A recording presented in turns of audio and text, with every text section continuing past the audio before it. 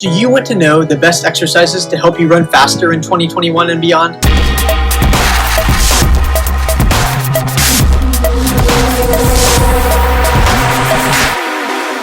Well, there are so many exercise possibilities out there, but I'm going to show you the 4 that I think are the most powerful exercises for helping you gain speed, strength, and helping you optimize your efficiency as a runner. My name is Daniel Strauss, and I'm a doctor of physical therapy, a running specialist, and a co-founder of Athletic Kinetics. My goal is to help runners just like you, driven runners, achieve their highest potential.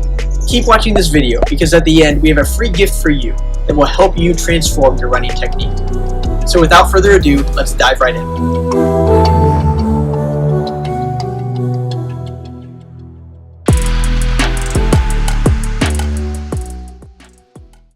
We're going to start with the first one, a single leg squat. For this exercise, you're going to stand on one foot and you're going to have the other foot kind of hanging behind you. It's almost going to look like you're moving to a lunge at first. You're going to slowly descend using your quad muscles and your hip muscles. As you do this, you want to make sure that your knee is tracking with your second toe. You don't want your knee diving inward. This is called dynamic knee valgus, and that can be dangerous to your knee. This exercise is great for improving both your quad strength and your hip strength, as well as your balance and your stability on one leg. Running is an activity that you have to be on one leg constantly. You're just jumping from one foot to the other, and so this exercise is crucial. To make this exercise easier, you can have something close by that you can grab onto and stabilize yourself while you're doing it. If this exercise is getting too easy, you can modify it some different ways. You can bring your leg to the front. That will challenge different muscles slightly. Another option would be to add an unstable surface underneath your foot, like a pillow.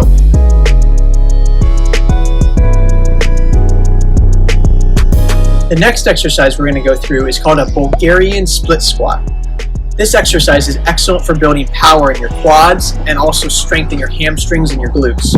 It will start by you putting your back foot on a couch or a ledge. What you'll do next is put 80 to 90% of your weight through your front foot, and you'll begin to dip down into almost a lunge. This is why it's called a split squat. As you slowly descend, you want to make sure this motion is controlled and slow, and you want to, again, keep your knee in line with your second toe. You don't want your knee diving inward.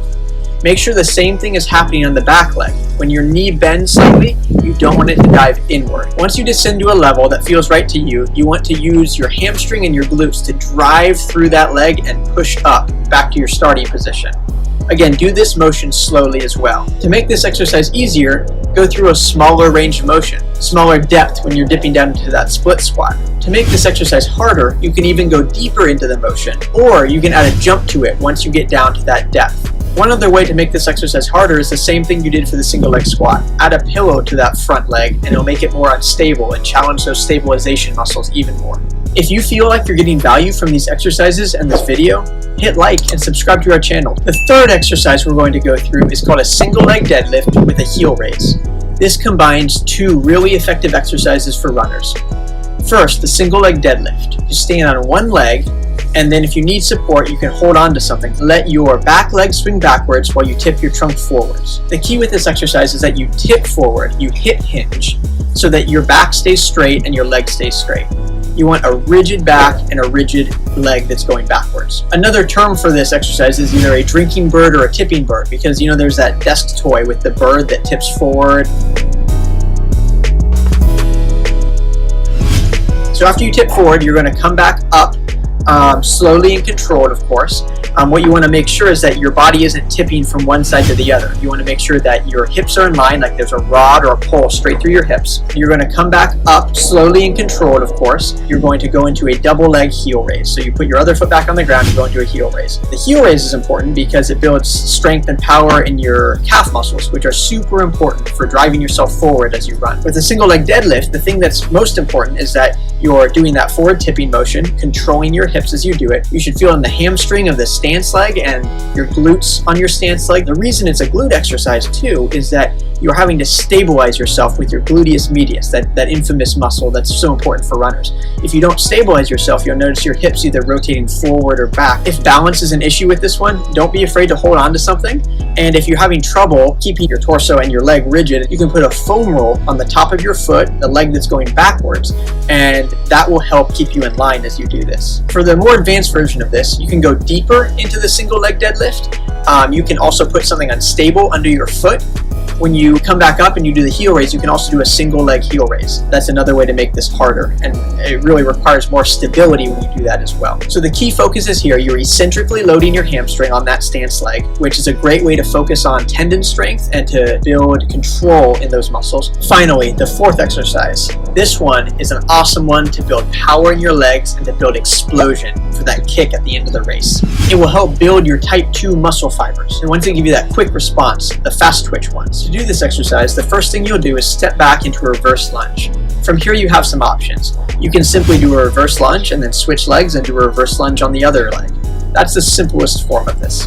Again, you want to keep both your knees in line. You don't want them diving in toward the midline. So you can think your second toe again is where you want your knees to be tracking. For a more advanced version, you can do a little mini jump to switch legs. So what you'll do is you'll go back into that reverse lunge, you'll get down to the bottom, and then you'll power out of that into a jump and you'll try to switch legs. The less you jump, the less challenging it will be. So to make it harder, you can jump higher. So you step back into that reverse lunge. However deep you want to go, deeper is going to be harder, shallower will be easier.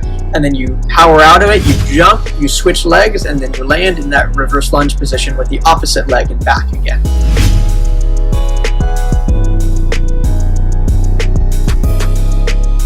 At the bottom of the reverse lunge, if you want to make it even harder, you can pulse. A little pulse will challenge the muscles even more. You can also do this on an unstable surface. That can make it harder. But whether or not you're doing the easier versions or the harder versions, the important thing is that you land softly. So when you land, you want to land softly and control yourself as you go down into that reverse lunge position again. And it's actually been shown in research that soft landing takes pressure off your joints and it forces you to use your muscles more.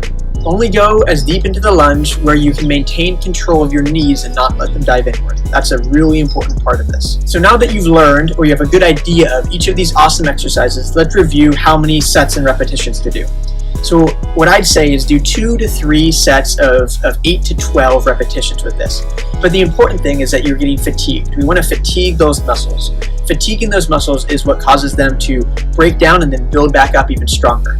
Again, we don't want too much breakdown. So fatigue is good, but you don't want to overdo it either. If you haven't done these exercises before, start with lower repetitions and lower intensity levels with them, and then work up to something a little more intense, higher repetitions, that sort of thing. Always listen to your body. If you're having any pain with these, not like the muscle burning type of pain, but joint pain, anything that seems abnormal to you, you should check with your doctor, you should check with your physical therapist. You don't want to be just going after it. You want to be mindful of your body and what you're feeling, and at the same time you want to be getting a good workout, you want to be out of breath when you're doing these, and then you also want to feel burning in your muscles. If you're used to working out and running, try this workout 2 to 3 times over the next week or so.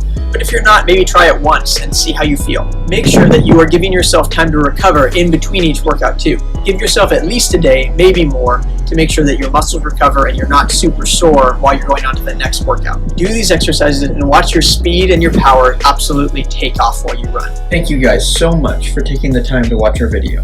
We hope you enjoy it and you get a lot of value out of it. We also promised you a free gift at the end of this video. So for our viewers, we wanted to do something extra special. We wanted to offer you our free ebook. It's called Technique Secrets. It takes you through 3 different aspects of your running biomechanics that can be really important for improving your efficiency and decreasing your risk of injury. The 3 things are your cadence, your foot strike, and your stride length. The book goes through evidence-based information about each of these 3 things, and it helps you learn through running drills that we have come up with and have customized to help you improve your running efficiency and decrease injury risk. It's an awesome book, and we would love for you to have it. Our greatest desire is to serve runners and make them the best version of themselves, and this is our way of reaching out and saying we'd love to serve you to make you the best runner you can become. Click on the link in the description below to claim your free ebook, Technique Secrets, and we hope we can be a part of you becoming the best runner you can be. We'll see you in the next video.